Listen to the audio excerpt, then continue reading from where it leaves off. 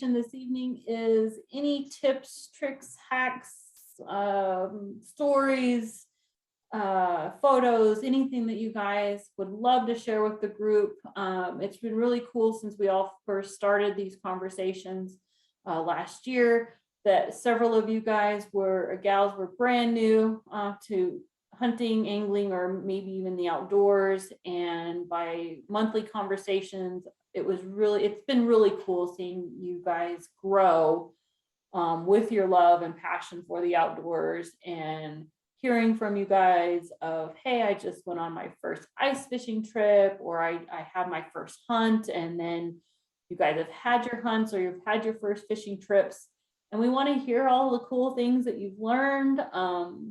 Maybe some things that didn't go well, but what did you learn from them, or things that you never thought about trying and you tried it and it worked. I mean, we just want to share that because we all have learned so much from one another through these conversations over the course of the year or so.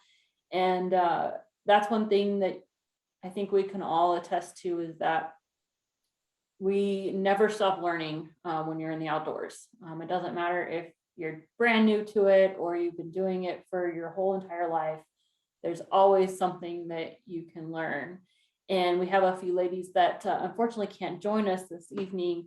So I do want to share some of their tips and tricks that they wanted to have me share with you all, part of the conversation. And so what I'm going to do real quick, just to kind of get us kicked off, is Bev Huth.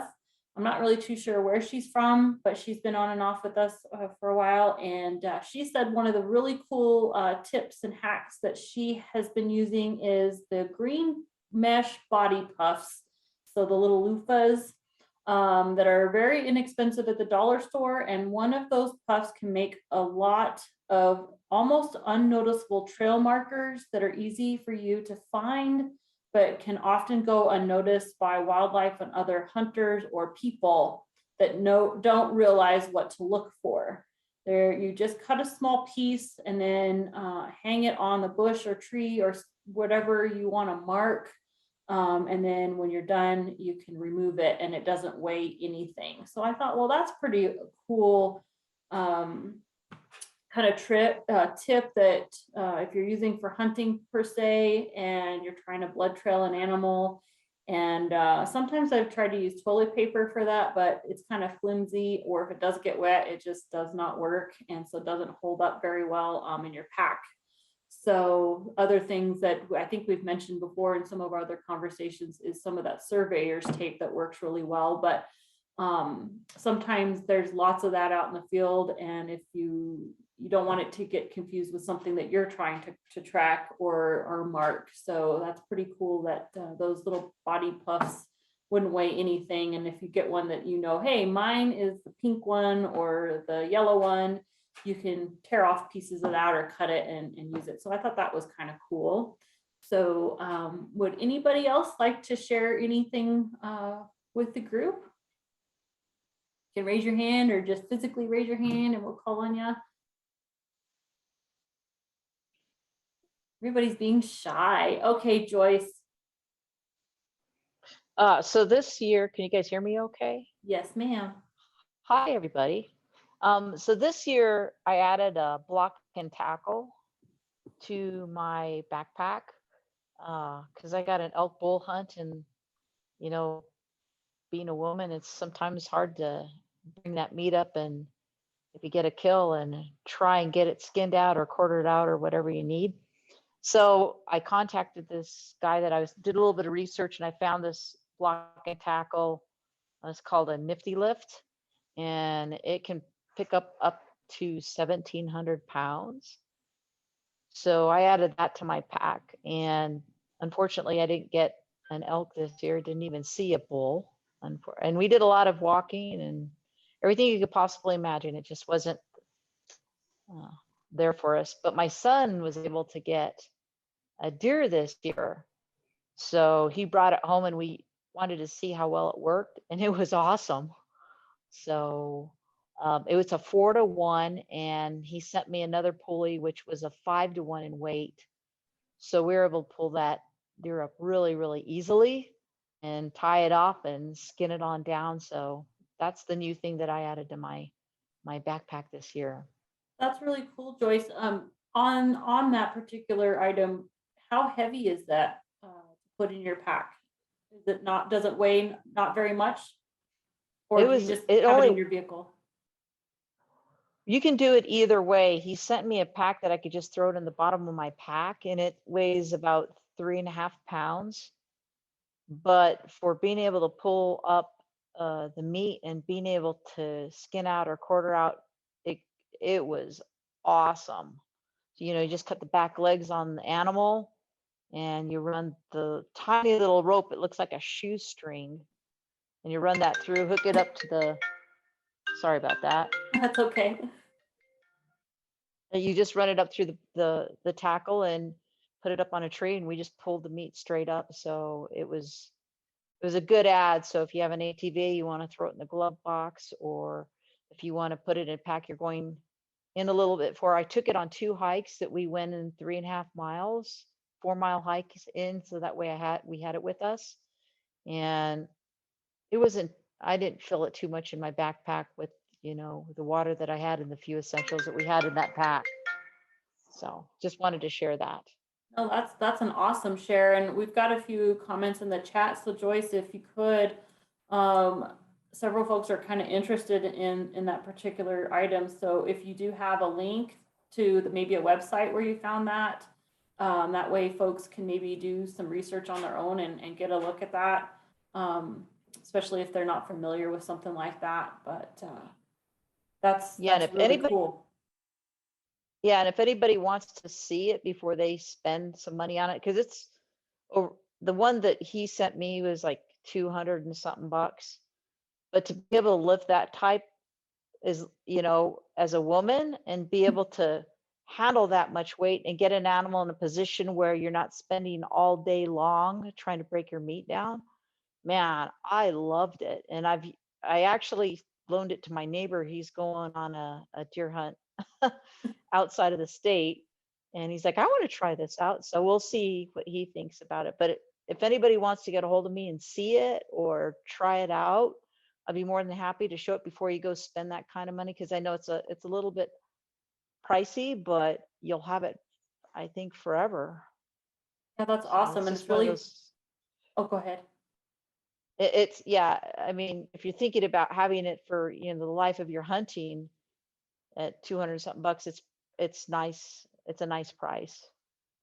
Yeah, that's awesome. And it's really funny. Megan and I were just talking about some of the challenges of, kind of physical challenges that we face sometimes when we're in the field. And particularly, we've helped mentor or guide youth and other women, instructors, actually hunter instructors. We took Betty, actually, some of you might know Betty. We took her on a instructor incentive hunt a couple of years ago, and even though it was there was Megan and myself and Betty, who has some physical limitations, she would not be able to be capable of even assisting us in loading an elk in the back of a truck. And sometimes even when I've guided a youth and I have the father, an able-bodied man there, there's just no way myself and even this man sometimes can even, without herniating our backs, trying to get an elk in the back of a truck if we don't have a slide board. Or I've taken tailgates off the backs of trucks sometimes and tried to use that as a slide to get it in a come along. But that's if you have the capabilities of driving up to an animal the size of an elk.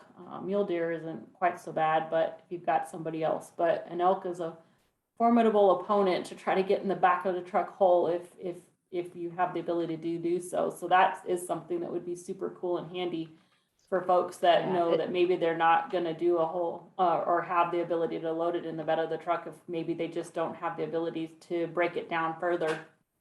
That's pretty cool.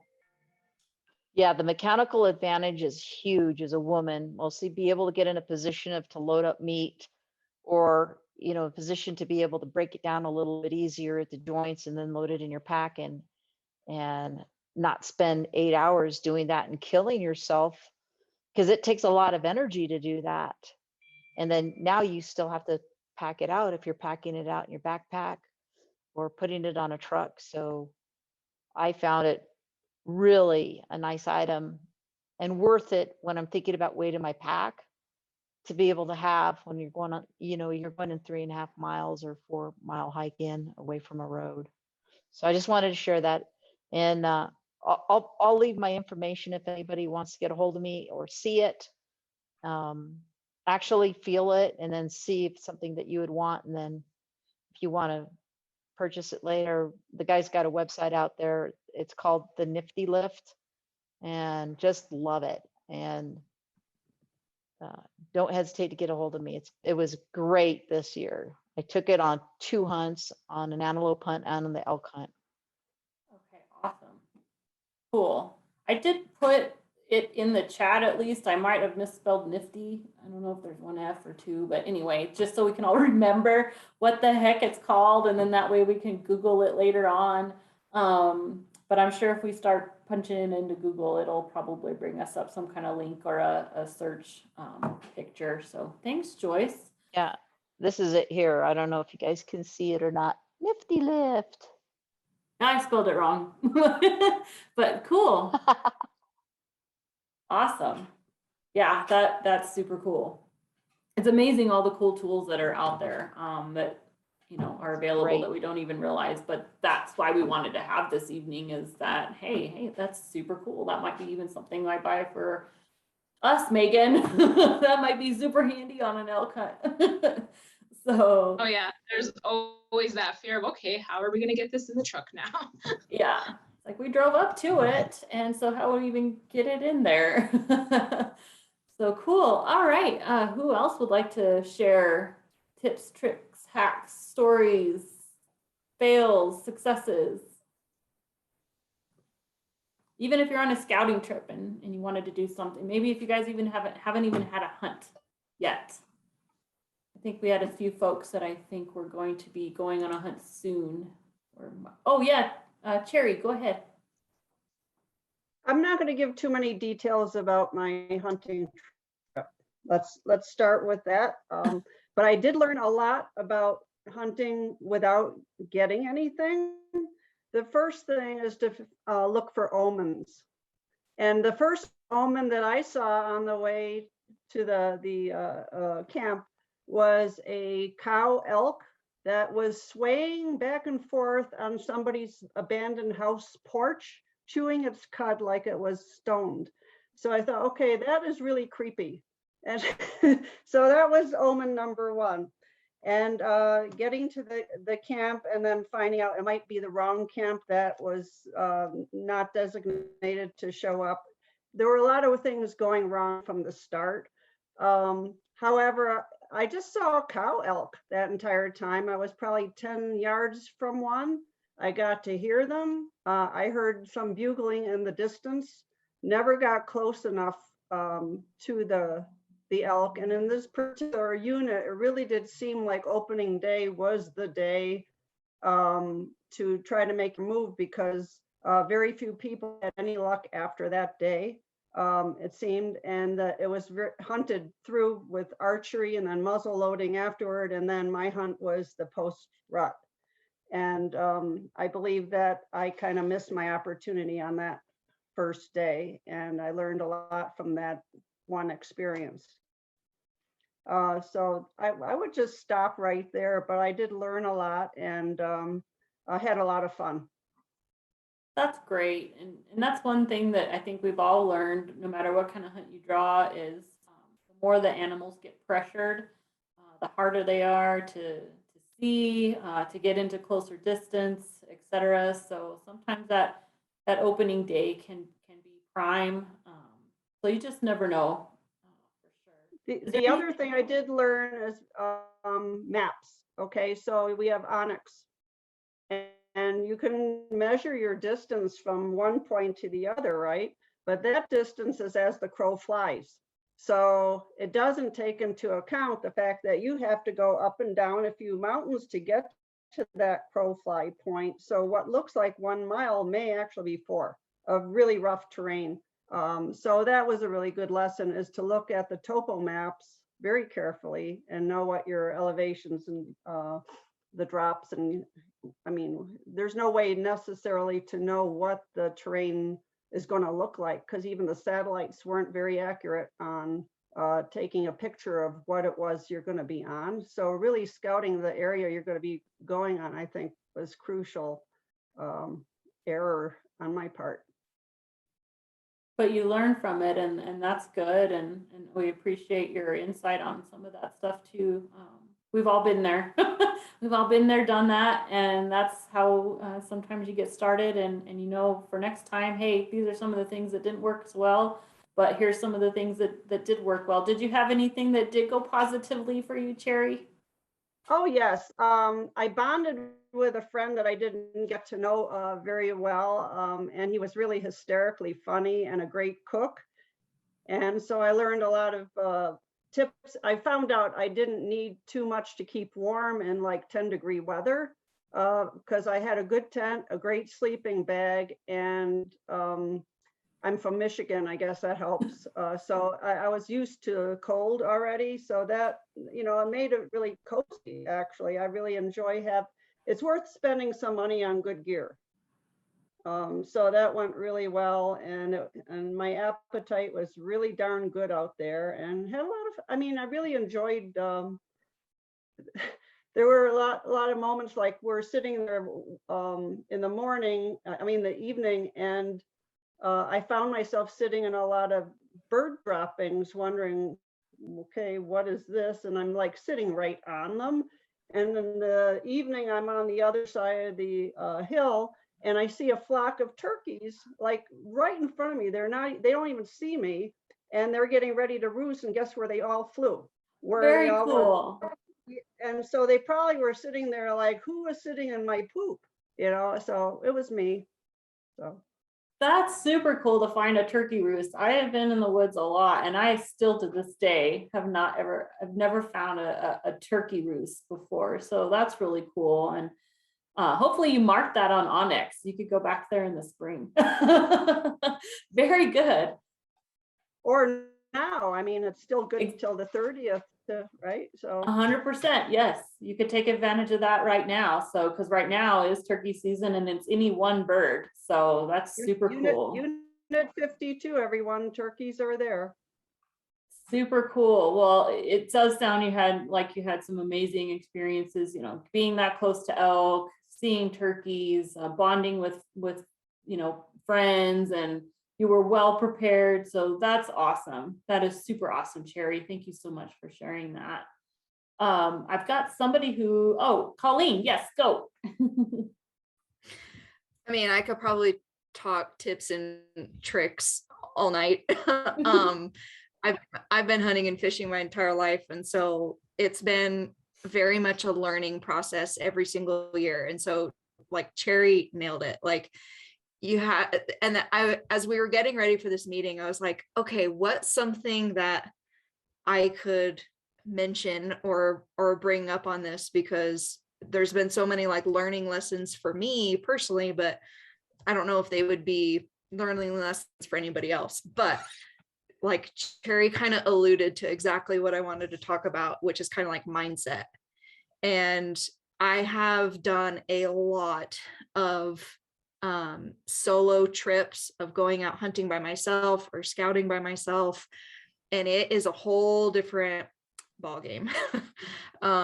You really are your best friend and your worst enemy in those hunts. And even if you're not solo, even if you're going out for the first time, you're trying a new area, a new unit. There's some places the last couple of years that I've tried out for the first time, and it's, you know, it could be really overwhelming and you're not sure what to do.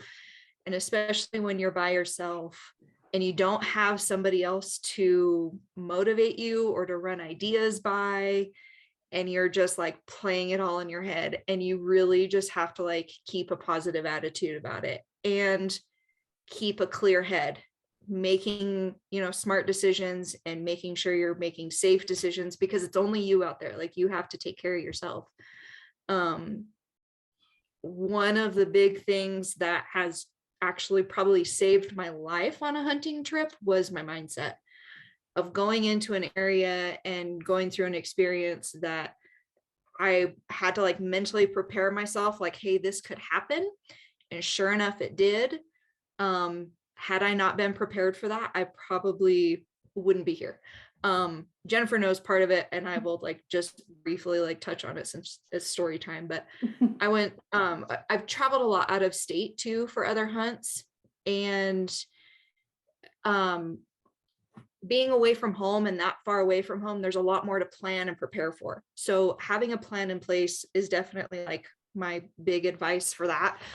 And having like 15 backup plans also help. But I went to Kodiak Island a few years ago for a black-tailed deer hunt, and everyone was like, oh my gosh, aren't you worried about the bears? And I'm like, well, yeah, kind of, but that's not what I'm there for. I made sure I took enough gun in case I did have an encounter. I took something that was probably too much for deer, but I took it in case I had an encounter with a bear because I wanted to be prepared. I knew that if I did have an encounter with a bear, that I was ready to defend and protect myself at all costs, or somebody else that I was with.